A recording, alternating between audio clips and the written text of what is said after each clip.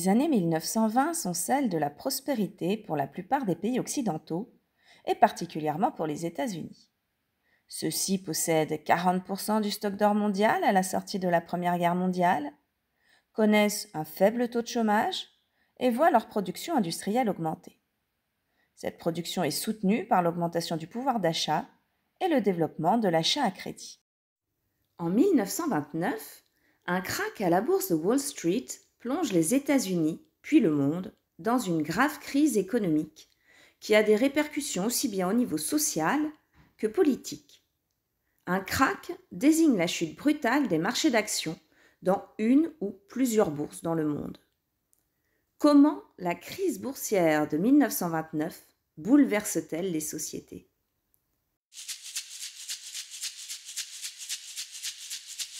De 1921 à 1929, l'indice des bourses de New York, appelé Dow Jones, avait connu une augmentation inouïe. 470% d'augmentation, alors que la production industrielle n'avait cru que de 50% durant la même période. On constate donc une déconnexion entre l'économie réelle et la bourse, c'est-à-dire que l'indice de l'ensemble des valeurs boursières progresse au-delà de toute réalité économique. On parle de bulle spéculative. La valeur des actions augmente, mais les dividendes sont réduits.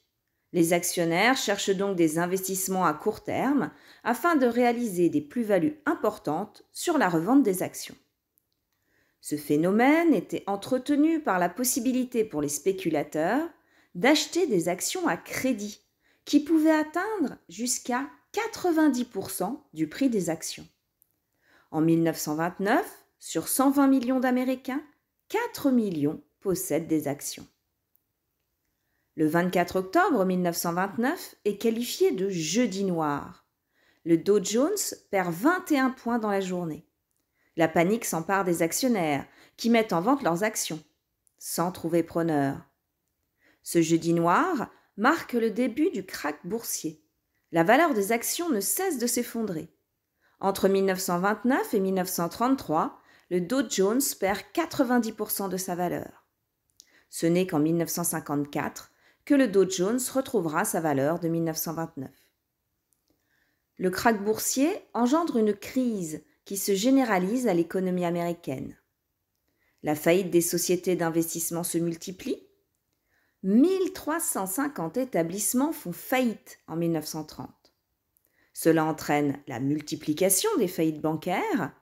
On compte 5000 banques qui ont fait faillite entre 1929 et 1932. En conséquence, la consommation s'effondre, ce qui réduit la demande et donc la production des entreprises. Il s'ensuit des licenciements massifs. En 1930, on compte 4,5 millions de chômeurs. 3 ans plus tard, en 1933, le nombre de chômeurs s'élève à 15 millions, soit 25% de la population active.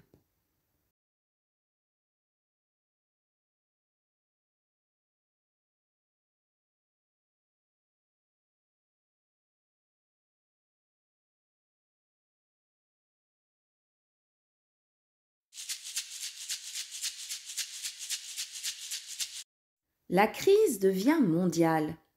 En effet, pour se protéger, les banques et les hommes d'affaires américains réduisent, dans un premier temps, leurs investissements à l'étranger, avant de rapatrier complètement leurs capitaux placés à l'étranger. Les pays étrangers sont privés de leurs ressources financières, ce qui entraîne des faillites dans les banques européennes. Celles-ci ont pour conséquence les faillites d'entreprises, qui provoquent une augmentation du chômage. Afin de protéger l'économie américaine, le président Herbert Hoover met en place une politique protectionniste qui repose sur l'augmentation des droits de douane. Cela accroît les conséquences économiques en Europe. Les États européens ne subissent pas la crise de la même façon, car ils n'ont pas tous noué les mêmes liens économiques avec les États-Unis. L'Allemagne, encore fortement impactée par les conséquences de la Première Guerre mondiale, est fortement touchée.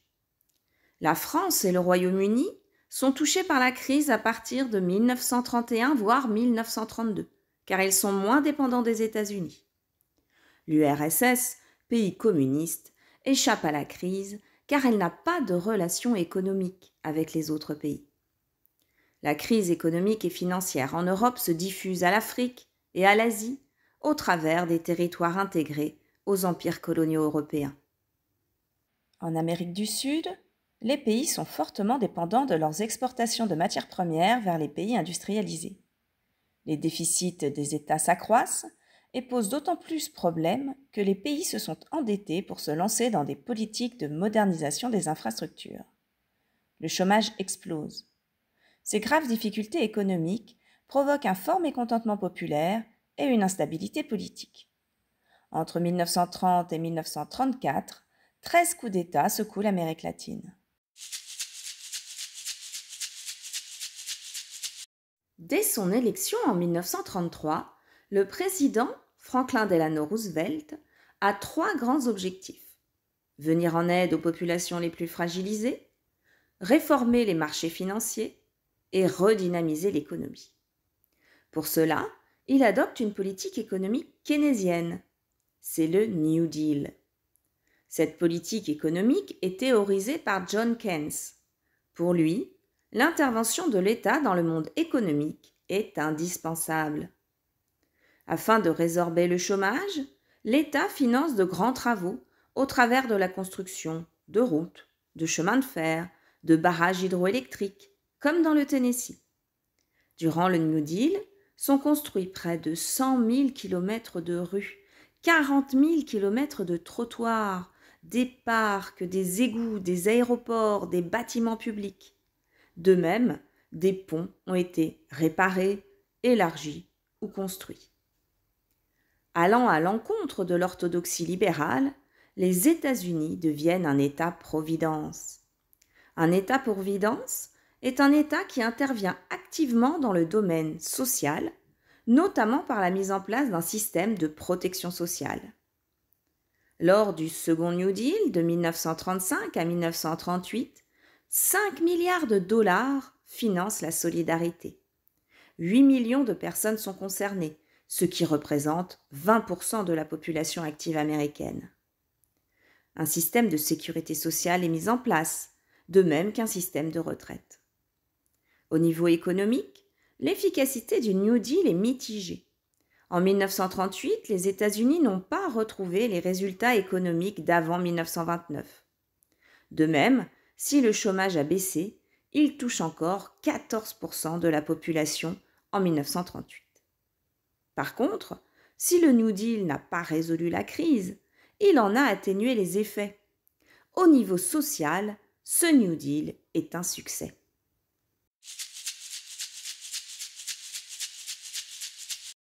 La France est impactée tardivement par la crise. Le chômage augmente, mais reste bien en deçà des taux constatés dans d'autres pays occidentaux. Moins de 5% de chômeurs, même au plus fort de la crise. Cela représente tout de même des centaines de milliers de personnes, mais reste bien loin des 6 millions de chômeurs allemands. La crise économique devient politique et des partis extrémistes populistes s'élèvent contre la Troisième République. Cette opposition culmine le 6 février 1934 lors de la manifestation des Ligues à Paris qui fait 17 morts et plus d'1 millier de blessés. Face à la menace fasciste, les partis de gauche s'allient, tout d'abord lors d'une contre-manifestation, puis lors des élections de 1936.